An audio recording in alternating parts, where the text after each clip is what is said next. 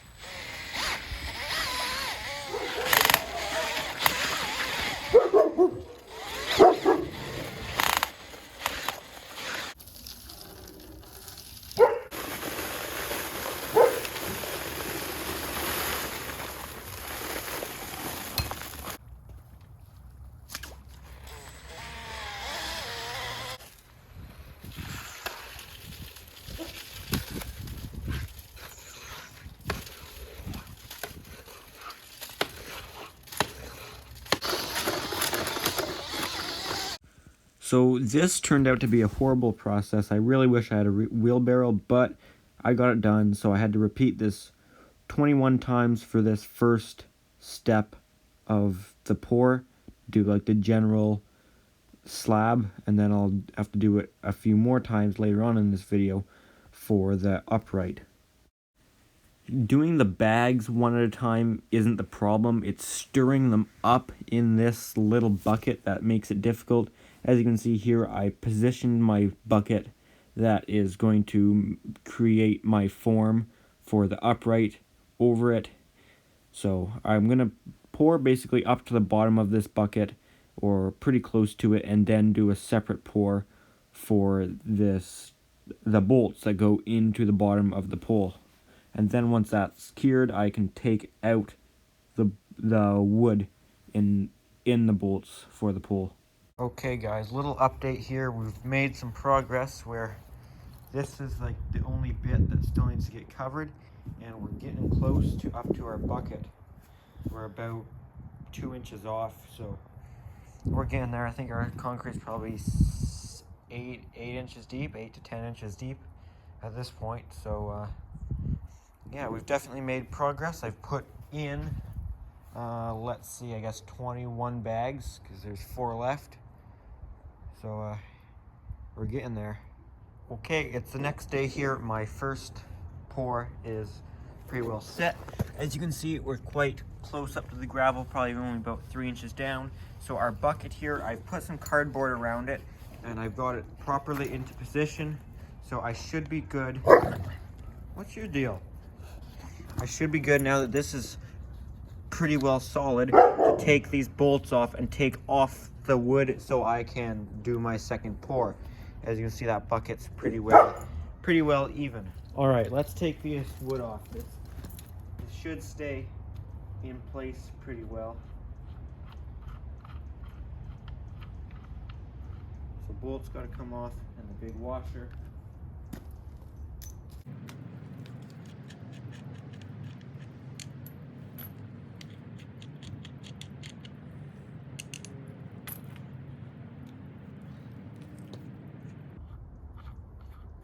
And this wood was a tight fit to get on, so I'm assuming it's also going to be, yeah, it's going to be pretty tight. Okay.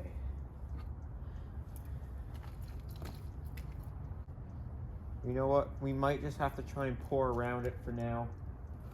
So I'm going to use some non-stick oil on the bucket so the concrete doesn't stick to it. That's what I've recommended to do.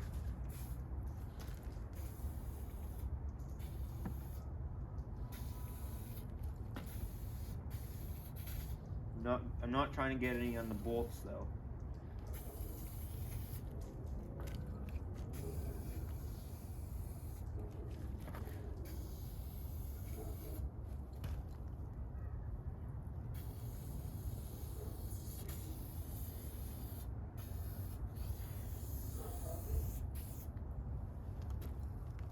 Throw some on that wood too, just so it doesn't make a huge mess.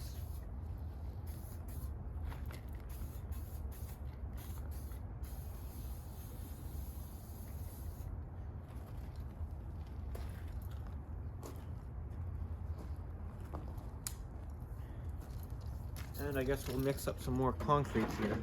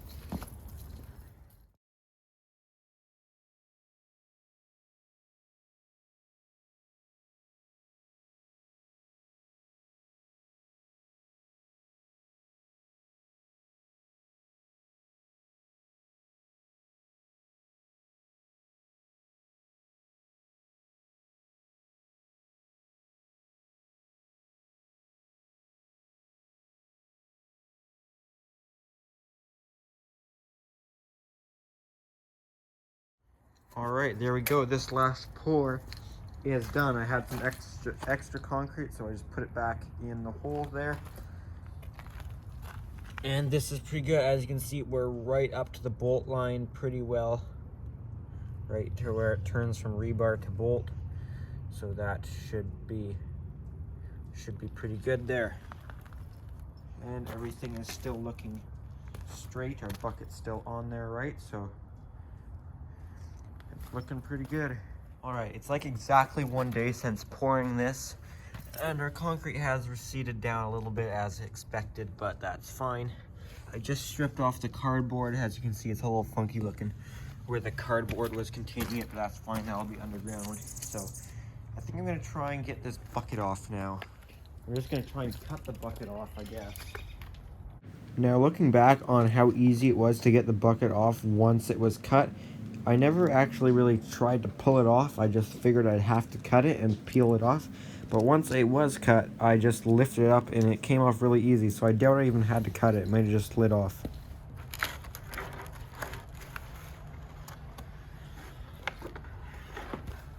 Oh, look at that. Now, it's definitely still fairly wet. I don't think we definitely don't want to start putting weight on it, but it'll definitely help it set quicker if it can at least get air into it now, I would think. All right, I think I'm gonna fill in a little bit of dirt around this here now to get this looking a little more to the finished grade that it's gonna be.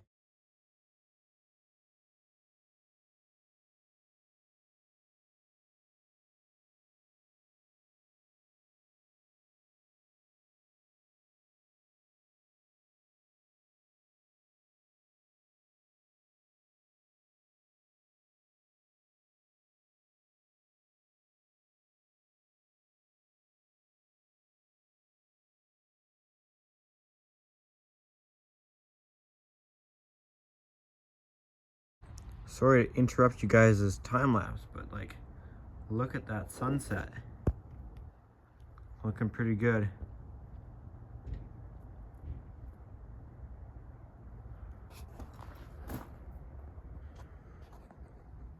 All right, now I'm just gonna smooth out more of this gravel here. All right, guys, it's another day later now, and I should have videoed it, but I didn't, so I've taken that wood off. This is 1 day more set. So I've taken the wood off. Our bolts are now all good. So now the next step will be to dig a trench from where that pipe went in the ground over here and go up where I'm going to install a double gain rab box on the 120 volt side of things. So we'll have a Wi-Fi switch for the light pole. But I think that should be a separate video. So I think as far as doing the base for this light pole, I'm gonna end this video here, and then I'll have another one of running power and doing that stuff, and then I have a third video of doing the pole. I'm just not sure what order I'm going to put that in. So anyways, that's gonna be it for this video. So if you enjoyed it, make sure to give it a thumbs up. Any comments or questions, leave those down in the comment section down below. Thanks for watching.